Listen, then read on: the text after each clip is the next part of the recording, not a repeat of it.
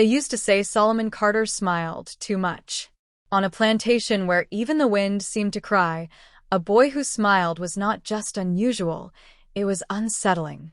Other children learned quickly. Keep your head low, keep your eyes down, keep your mouth shut. But Solomon? He sang.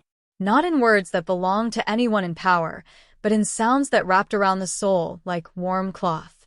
He hummed when he hauled buckets too heavy for his arms. He whistled bird songs so perfect that even the elders stopped and wept, not knowing why. He sang lullabies to babies whose fathers had been sold, whose mothers had no more tears to give. And through it all, he smiled. His beauty was part of the danger. Skin like burnished copper, eyes wide with a curiosity too large for the world he was born into. Children looked up to him. Elders watched with quiet dread. And the masters? They watched too, but their interest was darker. By the time Solomon was 9, whispers had started. Miss Ellen, the mistress of the house, said at first, "That boy's got too much light in him." She didn't mean God's grace. She meant the kind of glow that draws wolves out of the dark. Master Jonathan, pale, sour, and slow in his drawl, had already begun to notice. He'd call Solomon over, pat his head, tilt his chin up to study his face a moment too long. Solomon didn't understand the weight of that gaze. Not fully. But his mother did. His mother had lost her words years earlier on the auction block, when Georgia's soil was torn from beneath her feet and Texas dust filled her lungs. She had spoken little since. But her eyes screamed when they looked at Solomon. Fear, warning, a mother's desperate prayer carved into silence. When he sang, her hands trembled. When he smiled, her heart broke a little. She knew beauty could be a curse. She knew too much light on a boy in chains was dangerous. It was a Sunday when the first warning truly came. Sundays meant stale bread and bad preaching, but also a sliver of freedom, a few hours without the whip. Solomon wandered too far that day, past the cotton rows, into a grove where the air still carried whispers of freedom. There he saw them, 3 white doves, one with a broken wing, dragging itself through the dirt.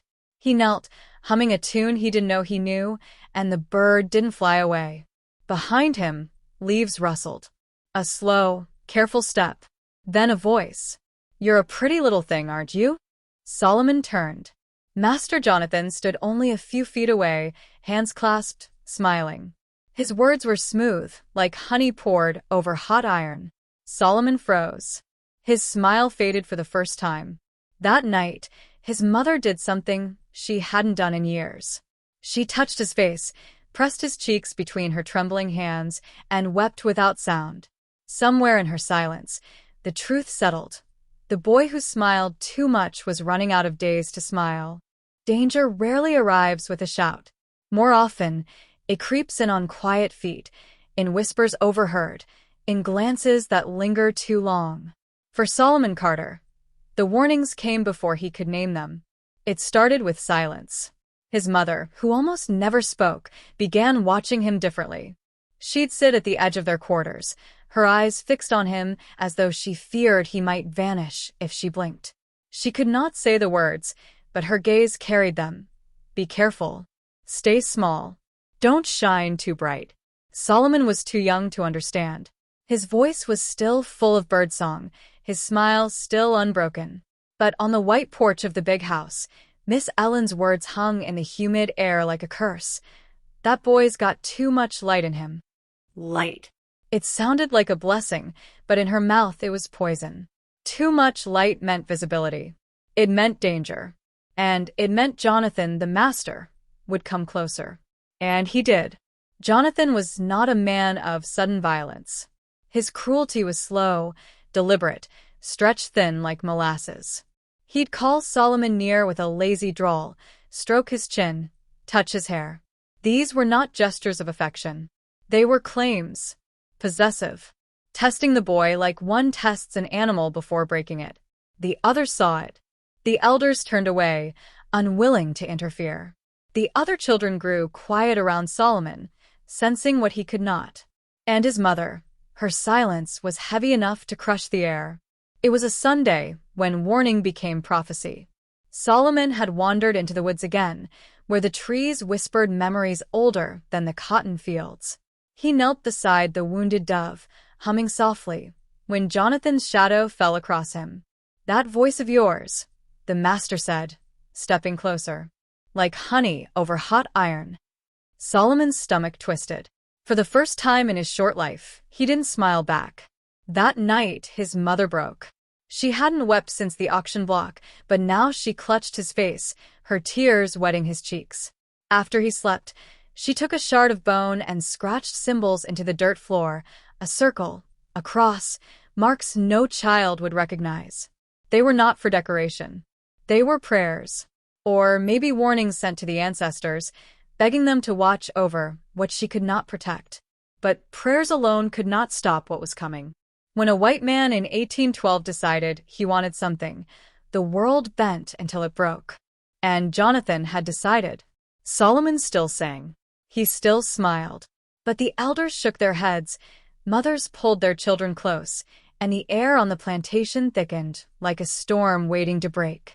The first warning had come, and deep in the soil, where roots twisted like veins, something older than Solomon stirred. The boy's light was no longer just a danger. It was a spark, and sparks, left alone long enough, turn into fire. It happened at night, not under the sun, not where others could see, but in the hidden dark of the barn, a place that smelled of rats, hay, and old blood. Solomon was only 13, a boy still caught between childhood and manhood, small enough to be overlooked, yet too visible to be ignored. That night, he learned what it meant to be chosen. They tied his hands with ropes soaked in pig's urine, tougher than leather. The overseer smiled as he tested the knots. He was not just holding a boy, he was holding a message, one meant for every slave who might ever think of standing too tall. Jonathan, the master, stood nearby, but said little. He didn't need to. His silence gave the overseer permission. Cruelty was not an accident here. It was a ritual. Solomon's mother must have felt it in her bones. All that day, she had clutched her belly, rocking silently, trying to force out words that never came. She had scratched symbols into the dirt floor of their quarters, praying, pleading with the unseen. But by the time night fell, it was already too late. The overseer poured liquor down Solomon's throat. It burned his lips but dulled nothing. Then he unwrapped the blade, rusted, red at the tip, and raised it to the glow of the fire. They called it the cure. They said Solomon was too pretty, too soft, too full of light. That boys like him grew dangerous if you let them. And so, with the arrogance of gods, they cut the danger out. The blade tore through flesh. The branding iron followed, fresh from the fire, its head glowing like a sun made for hell. Solomon did not scream. He bit down on the sleeve of a shirt. His body thrashed against the ropes, but his eyes stayed open, fixed on the rafters above, on the old spider's web catching the firelight. In that moment, something broke loose inside him. A memory not his own. A voice in a language he didn't know, calling a name that wasn't Solomon. Cojo. When it was over, they left him bleeding into the straw, a boy undone, his future cauterized in fire. At dawn, old Ezekiel found him. The man had buried more friends than teeth remained in his mouth. He lifted Solomon as though carrying a sacred thing that had been shattered. His mother collapsed at the sight. Her mouth opened wide, but no sound came out, just a scream trapped beneath her ribs. The others said nothing. Not the children, not the elders. Because this was not punishment. It was a warning. But warnings cut both ways. Solomon did not die that night. His body survived, though scarred forever. And when he finally rose to his feet, slow and unsteady, he wore a different smile. Not one of joy. Not one of music. It was the smile of a ghost.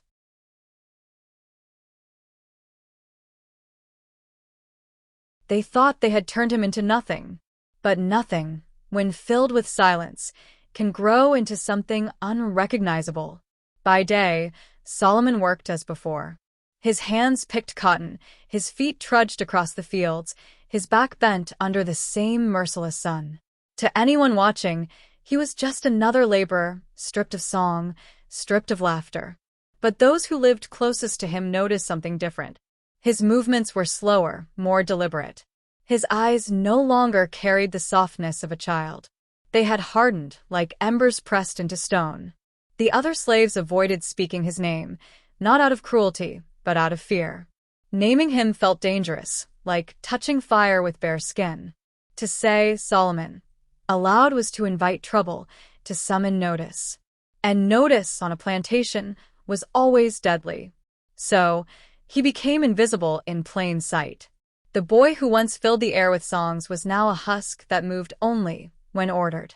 To the masters, this was victory. To the others, it was tragedy. To Solomon, it was something else entirely. Each night in his locked room, he sat in silence, knees to his chest, staring at the dirt beneath him. And, in that silence, something stirred. Whispers at first, roots humming beneath the floorboards. Voices he could not name, speaking in rhythms older than English. He was not going mad. He was waking up. It wasn't rage that filled him. Rage burns out too quickly. What grew inside him was memory, a promise, a fire they had forgotten to cut. One night, Jonathan's wife came to him.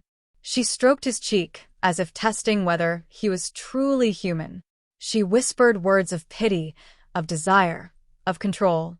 Solomon didn't flinch, didn't resist. He let her believe what she wanted. But deep inside, he whispered back, not to her, but to the voices only he could hear. He whispered to the wound, to the ancestors, to the silence. And they answered. From that night on, Solomon knew. He had not been erased. He had been remade. The masters believed they had turned him into an object, a doll, and it. But they had done something else entirely. They had built a vessel. And inside that vessel, fire waited. At first, the voices came like a hum beneath the soil. Barely there, like the faint vibration of drums carried on the wind. Solomon would sit in the dark, knees pulled to his chest, and the ground itself seemed to breathe beneath him. He wasn't losing his mind. He was listening. One night, the hum grew clearer. It spoke in a language his tongue had never learned, but his bones understood. The first voice belonged to a man low, thick, steady like prayer. It told of chains, of salt water, of ships where the air reeked of rot. It spoke of a boy marked behind the ear with a birthmark, the same mark Solomon had. A mark that meant bloodlines were watching. The second voice was softer, familiar. His mother's voice, but not the broken, silent woman who wept at the sight of him. No, this voice was strong, clear. She sang his name the way no one else had ever sung it. Cojo. Not Solomon. Cojo. The name she had buried inside herself, too dangerous to speak aloud. Now it returned, carrying power with every syllable. Cojo. The fire that waits. Each night, more voices joined. Not ghosts, not hauntings, but ancestors. They came with visions pressed into his skull like tattoos of memory. He saw herbs that burned without flame, stones that hummed long after the fire died, hands painting symbols on wood and skin, tools not made for harvesting, but for cutting, for ending, for freeing. He saw them in circles, faces painted in ash, eyes glowing in firelight. He saw women with no tongues weeping into his hands, men draped in lion skins placing bone-carved blades before him. And behind it all, always, the same word repeated like thunder. Soon. One evening, there was a knock at his door. Old Ezekiel slipped inside, carrying silence with him. He didn't ask questions. He didn't need to. He simply sat, charcoal in hand, and began to draw on the dirt floor. Circles, crosses, slashes, a language without letters, carrying centuries in every line. I heard them too once, Ezekiel murmured. Long time ago. Thought I was going mad. Solomon's eyes flickered toward him, but he said nothing. They're not ghosts, Ezekiel continued. They're preparing you. Same way they prepared me. Same way they prepare anyone who survives what should have killed them. The old man leaned closer, his eyes hard, steady. They want blood, boy. Not yours. For the first time in months, Solomon's lips parted. Not in pain. not in confusion, but in understanding. That night, Solomon followed the wind into the woods, deeper than the masters ever dared to go. He found a clearing where charred earth circled stones older than memory. He knelt, pressed dirt to his chest, and whispered the name his mother had once sung. Cojo, Cojo, Cojo. The trees shivered without wind. The ground warmed beneath his knees. And above him, the stars no longer watched in silence. They were listening. The wound never healed. On his body, yes, the skin twisted into a scar shaped like a cruel question mark. But inside? Inside it pulsed, an invisible heartbeat, a reminder of what had been stolen. Every step Solomon took in the fields, every basket of cotton he carried, was laced with that pulse. Not rage, not grief, but something colder. Something sharper. A kind of fire that burned slow and steady instead of wild and fast. The others noticed. He no longer sang. He no longer laughed. The boy who once smiled at birds now walked as if every grain of soil whispered knives beneath his feet. One afternoon, the overseer raised his whip at a girl who had dropped her basket. Solomon took a single step forward. Just one. And the overseer stopped, narrowed his eyes, then turned away, without striking. Solomon had said nothing, but his silence carried weight now. The kind that made cruel men hesitate. That night, he went to Ezekiel. The old man sat alone, sharpening a small shard of metal, his hands steady despite the years. Solomon's voice, dry from disuse, broke the silence. "I want to learn." Ezekiel looked at him for a long moment. Then he nodded. "Come back tomorrow. And the night after. And the night after that." And so began Solomon's secret education. They trained in silence. Ezekiel taught him how to move without sound, how to blend with the dark, how to feel the weight of a man's body in his footsteps before he even saw him, how to strike not for strength, but for certainty. One cut, one motion, no waste. "Don't fight for pride," Ezekiel told him. "Pride gets men killed. Fight for the dead. They're watching." And Solomon believed him. Each night, he whispered to the wound carved into his body. He treated it not as an enemy, but as a teacher. "You are the fire meant for them," he told it. "You will guide my hand." The training hardened him. His silence sharpened. His body, once frail, began to move like a blade still sheathed, quiet but ready. Pain no longer crippled him. It spoke to him, taught him endurance. Then came Leah. She was new, young, with eyes too large for her face and silence too heavy for her years. Solomon saw her limping one morning, her dress torn, her voice gone. He knew instantly. They had taken her the same way they had taken him. Something shifted inside him. Not rage, that had long passed. Not grief, he had buried that deep. What rose was precision. Cold, clear, unstoppable. That night, when he picked up the blade Ezekiel had given him, it no longer felt like borrowed steel. It felt like an extension of the fire inside. The wound had not just scarred him. It had forged him. And what is forged, sooner or later, must be used. The storm came at night. Rain hammered the roofs, turning the fields into rivers of mud. Thunder growled low and steady, like drums rolling in the distance. And then came the scream. Hi. Broken. Cut short. Solomon ran toward the stables, mud splashing beneath his bare feet. He found her there, Leah, crumpled in the dirt, her dress torn open, her face swollen with fear. Above her stood the overseer, belt in hand, smiling through the storm. "Come to watch," the man sneered. Solomon didn't answer.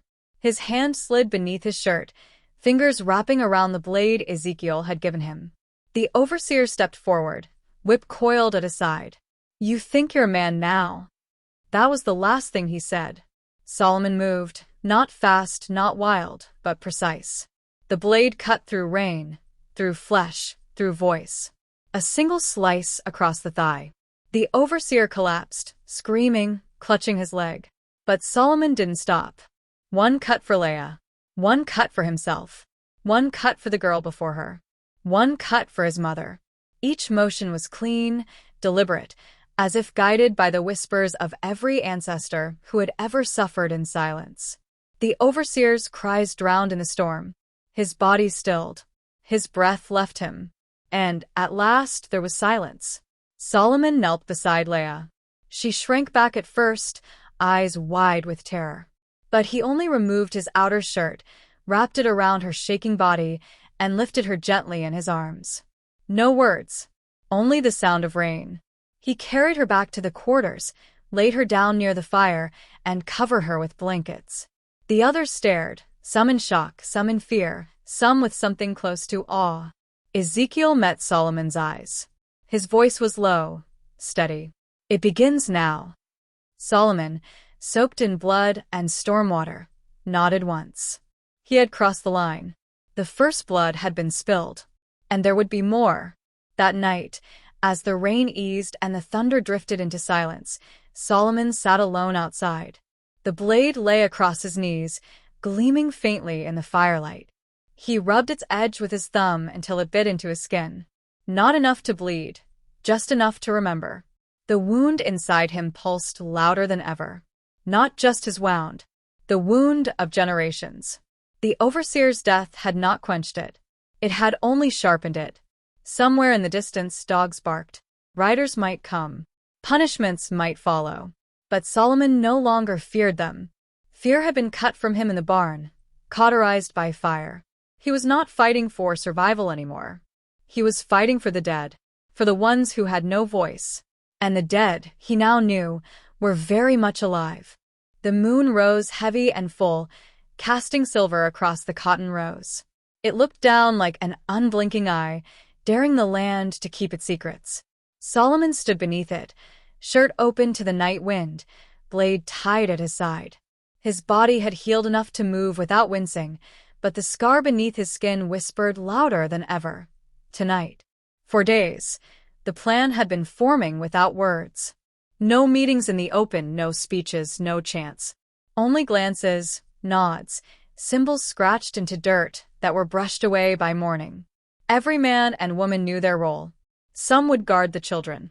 Others would keep watch by the gates. And a few, the ones who had tasted iron and silence, would strike. The targets were clear. The overseer's replacements, the visiting merchant who bought girls, the two older sons, and Jonathan, the master himself. That night, the quarters were quiet. No fire. No songs. Only waiting. Solomon knelt beside Leah, who sat near the doorway with eyes still too old for her young face. He placed a small stone in her palm, marked with a single charcoal line. "If you hear noise," he told her softly, "hold this. Don't speak. Don't move. Just hold." She nodded, clutching the stone like it was the last thing keeping her safe. Then Solomon stood and walked into the fields. The others followed. Not like soldiers, more like shadows. Silent, barefoot, heart steady, blades hidden in cloth. The overseer's cabin was first. He had returned drunk, boots off, pistol tossed carelessly on the table. He didn't hear the creak of the door. Didn't see the figure that moved across the floor, like smoke. Solomon stood over him. The man's eyes opened just as the blade kissed his throat. "You," he gasped. But the word never finished. The cut was swift, precise, final. The master's son, Thomas, was next, arrogant, always alone in the barn, checking his traps. He turned just in time to see Sarah, a woman whose sister had vanished years before, bury her blade in his chest. She did not watch him die. She didn't need to. The merchant met his end in the guest room, fat and careless after too much drink. Ezekiel and another man dragged him out, his screams muffled in the night. By dawn, his body would lie in the hog pen. And then came the master. Jonathan sat in his chair by candlelight, as though he had been waiting. He didn't flinch when Solomon entered. "I wondered when you'd come," he said calmly. "I gave you a place. Better than most. You were special." Solomon said nothing. "You won't make it out alive." Still silence. Solomon stepped closer, the candlelight flickering between them. His voice, dry and steady, finally broke the air. "I was never alive." Not to you. The blade struck. Not once. Many times. Each cut was a name, a memory, a scream silenced in the fields. When it was over, Solomon stood over the body, breath ragged, eyes unblinking. The reckoning had begun. It started with a thread of smoke, curling from the rear of the house. Faint at first, almost shy. But the people knew this was no accident. Ruth, the cook, had poured the oil herself, whispering names of the children taken into the cellar before striking the match. The smoke thickened. Flames crawled up the wooden walls like starving things finally unleashed. The big house groaned, windows shattering outward as if even the glass had seen too much. The slaves, no, the freed, stood at the edge of the fields. No one ran to stop it. No one tried to save what burned. For generations, that house had stood over them, watching, devouring, condemning. Now it screamed as fire ate it alive.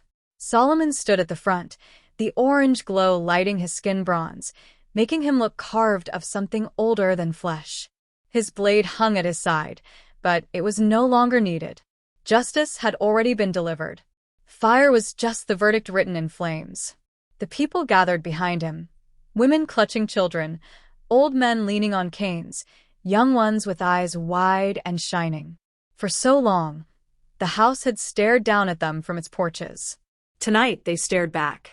A laugh broke out, sharp, startled, half-sob. Then another. Then came voices rising, uneven but together. A song without words, born from throats that had swallowed silence for too long. Some voices cracked, some trembled, some soared. But all joined until the fire itself seemed to dance to their rhythm. The house fought back. Beams crashed, walls split. Sparks rained across the field like stars breaking loose from the sky. But it could not survive. Its foundations were soaked in too much blood, its timbers heavy with too many screams. At last, it collapsed inward with a groan that shook the ground. Ash shot into the night like a spirit finally freed. No one clapped. No one cheered. But heads bowed, hands held, eyes closed. It was not celebration. It was release. Ezekiel stood beside Solomon, his face bathed in firelight. "You smell that?" he asked. Solomon nodded. "That's what justice smells like." The fire raged higher, turning curtains to cinders, books to black snow. Pages from the master's study fluttered through the air, contracts and ledgers burning as they drifted down into the fields. Some landed in the dirt, curling into ash. Others vanished into the sky. The song grew louder. Not a hymn of church, not the dirges of chains, but something raw, sorrow and triumph tangled together. It was a sound the masters had tried to erase for centuries. Tonight it came back in full. Solomon's scar burned as if it, too, remembered. But he did not look away. He stood rooted, a vessel for every silence turned to flame. And for the first time since the barn, he smiled. Not the smile of a boy. Not the smile of a ghost. The smile of a man who had turned pain into fire, and fire into freedom. By morning, the big house was nothing but bone. Charred beams jutted upward like broken teeth. Smoke curled from the ruins, drifting into a sky that finally looked clean. The once white columns lay crumbled in heaps of ash. The house that had swallowed generations now lay silent, its mouth closed forever. But the land remembered. And so did Solomon. The people gathered in the fields, keeping distance from the ruins. Mothers held their children. Elders whispered to each other. Some sharpened tools, not weapons yet, just habits born of fear. Everyone knew riders would come. The world outside would not ignore what had happened here. Solomon moved among them quietly, looking each person in the eye. Some gazes held relief, others fear, others the sharp glint of resolve. He stopped before Sarah, the woman who had struck the master's son. "You regret it?" he asked. She raised her blood-stained hands. "He took my sister," she said. That was enough. There was no more to say. Later, Solomon found the merchant's ledger half-burned among the rubble. Names, ages, prices, each line reducing a life to property. He carried it to the fields, opened it before the people, and dipped his fingers in ash. Across the pages, he wrote 2 words: "We remember." Then he tore the book apart, page by page, feeding each to the fire. This was not about erasing. It was about reclaiming. By dusk, a single rider appeared, rifle on his back, hat low. He stopped at the edge of the burned grounds, eyes narrowing at the ruins, then at the crowd. "This you're doing?" he asked. Solomon nodded. "They're dead?" Another nod. The rider spat into the dirt. "You know what they'll do when they hear?" Solomon's voice was steady. "They've heard us for 200 years. Now it's our turn." The man stared for a long moment. Then he turned his horse and rode away. That night, the people buried the dead. Not hidden, but honored. Stones marked each grave. On the master's grave, Solomon carved one word with broken glass: Cojo. Not a name, a signature. By dawn, Solomon was gone. No footprints in the mud. No brush broken in the woods. No witnesses. Some swore he walked into the forest and never returned. Others said the spirits claimed him. A few whispered he had become a tree, one of those black oaks on the edge of the field, roots deep, branches wide, eyes closed forever. But the truth was simpler. Solomon Carter never left. He became memory, and memory does not walk away. In the years that followed, his name spread like fire on the wind. Some called him a demon. Others called him legend. The blade of moonlight. The boy who smiled too much. The ghost who burned the house. But for those who lived it, Solomon was not myth. He was justice, rooted deep in the earth, reminding them that silence could turn to fire, and fire could turn to freedom. And when the whip cracked again in some distant field, the earth remembered. And so did he.